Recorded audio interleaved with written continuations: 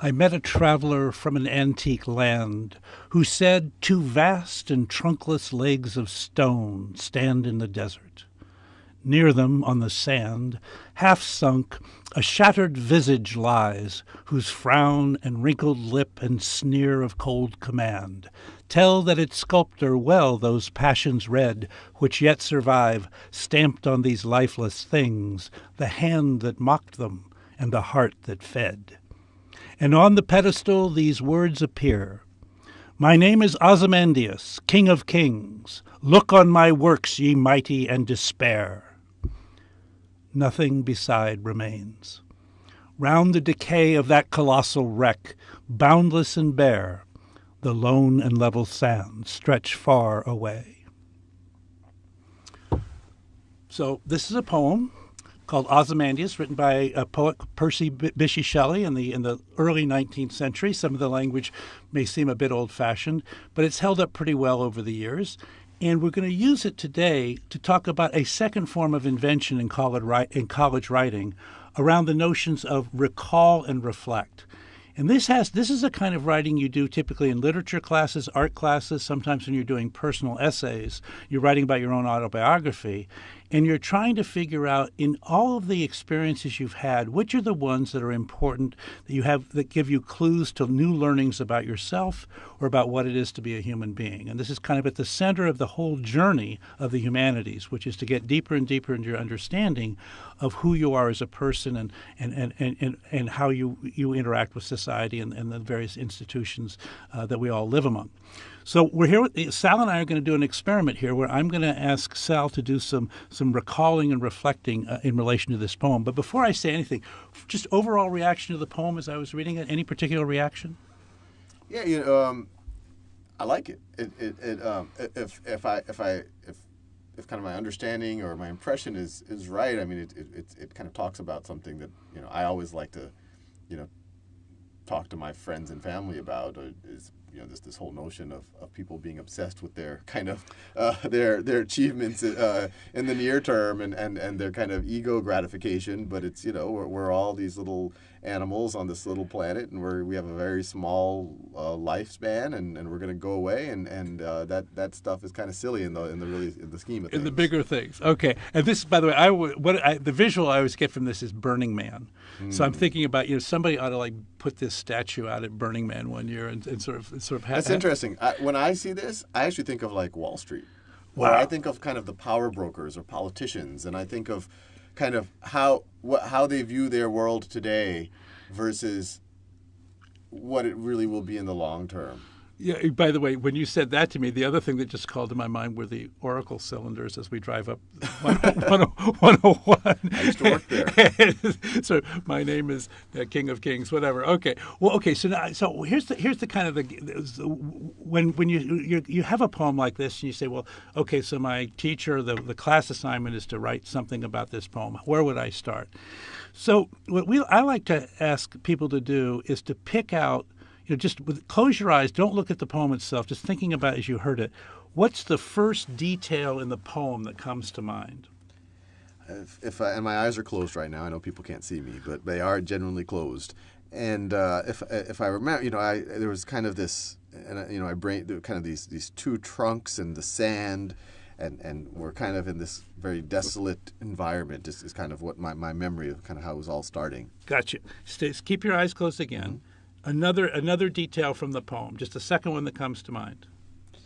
And then it starts talking about something kind of laying in the sand, and my brain was like, is this a person? Is this a thing? I at first started to imagine it was a person. Gotcha. Person or thing. Gotcha. Okay. Anything else from the poem that comes to mind? The broken visage of something. I remember that word in particular. Yeah, I mean, those are kind of the stuff that directly jumped out. Let's use those three things. Yeah. Okay, so as you're looking at those three things, and let's circle them on the poem. So that one caught you. Two vast and trunkless legs of stone. Vast and trunkless legs of stone. Okay. Actually, I didn't actually capture the stone okay. part the first time I heard it. Well, then it's okay. Stay with what you actually captured then. Yeah. Okay. Okay. So just those stuff you captured, and then the second thing you said was something between lifeless things and And, Well, or is it I saw what was- this a half-sunk Shattered Visions Okay, Lies. okay. Shattered Visions Lies. Okay, that one. Okay, and good. and on this part, I was like, what are they talking about? Is it a thing, a person? Who knows? And then yeah, the Shattered Visage. That was it. Okay. And then I underlined lifeless things because you said you didn't know if it's a person or a thing, and of course by that time, it's pretty clear that it's a thing. Yeah, Right? yeah. Although not no, completely. no, it wasn't. Interesting. Maybe not. Oh, well, by the time it started talking about the pedestal where the words appear, I was like, maybe it's Yeah. a dead body of some kind or something. But yes, by the time it was a pedestal, these words, then I kind of I understood. Okay. So what's interesting? So if we look at this thing, we say, okay, what is it about those images that you think is striking?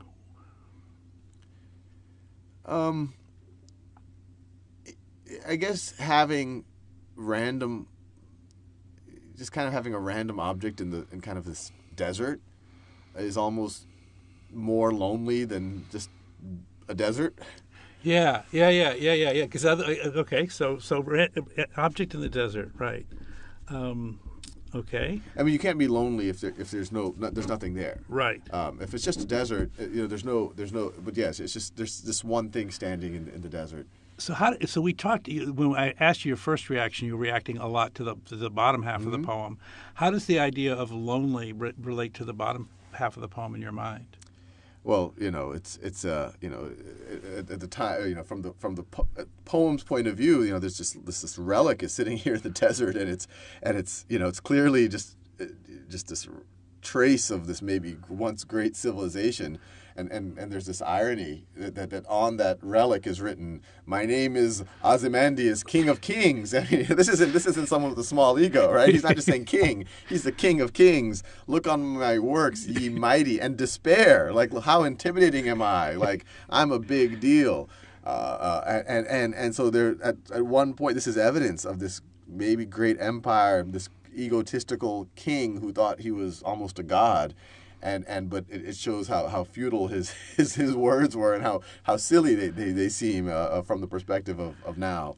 Okay, so I think, and that's clearly, I think that's exactly what I'm pretty sure that's what the effect Shelley wanted to create. So now you say, okay, but Shelley wrote this poem in let's say 1810. That's within 10 years of being right. It's 2013. I mean, why do we care? Why do you care? Why does this touch you? Because these are still kind of themes that are alive in our world. I mean, you see people who are very much driven by empire. I mean, the 1800s was a period literally of empire for the world, and so but today you still have people kind of blindlessly pursuing empire and numbers and money. And as you say, you don't take a moving truck to your grave. right. Yes, right. You're the bank. But it's interesting that we've relocated it. So this was in a political military sphere. Yeah. You and I both intuitively relocated it to Silicon Valley, and frankly, at least I internalized that to the tech industry in particular and the financial services industry. I mean, those were the two that you were in financial services, right? Oh, well, both. I mean, tech first, and then I worked in finance. And I mean, I tend to give tech a little bit more of a free pass because I do think that especially Silicon Valley is more focused with impact and innovation than necessarily empire and legacy. While not all. I mean, these are huge stereotypes. No, Some very well balanced people in the financial world. But a lot of what you see, I mean, even when you go to a place like New York, you see the skyscrapers, and these are really kind of shrines to ego. Yeah. You don't have to build it that tall. Yeah. I think it's great, and to me, so the Shattered Visage, for me, is the exact. It's a face, which would be a person, but it's broken and it's in stone and it's in the sand, and it's that image of what ego can do to personality. I mean, or if you freeze on ego and don't let. It kind of turns you into a lifeless thing. At least that may not be you. That's probably me editing over you. But so what we're doing here, and we're going to bring this to a close, is so there was a poem here. It created an impression. When you listen to a poem or see a work of art, you get an impression. And part of what the exercise of literary criticism or artistic criticism is to recall the impression by coming back with the details that stand out most in your mind. They're the ones that somehow are key to the depth of the impression. And then just just speculating about them to say, what does that mean to me? What can I learn about myself or about this experience that I didn't know before? And then use that. So let me just ask you as a way of closing, if you had to step back for this and say, this poem obviously confirmed a number of things you've felt. Is there anything about the poem you say, well, but I don't know that I looked at it that way, quite that way before? Is there something I learned from this poem specifically? Or is this poem more just one more example of something I already knew? I think it's very in line with kind of how I often kind of, when I get self-righteous with my friends I'll now take out Ozymandias and just read it to them, and they're like, okay, who wants dinner now? Yeah, I mean, but I think it has a power to it that just saying like, why are we can talk with our friends over coffee and say, hey, why are we really here, and why are we pursuing all this material stuff, and why are we so concerned about our titles and our position and our power and all of that? But I think a poem like this has a nice way of really putting it in perspective. That's great. Okay.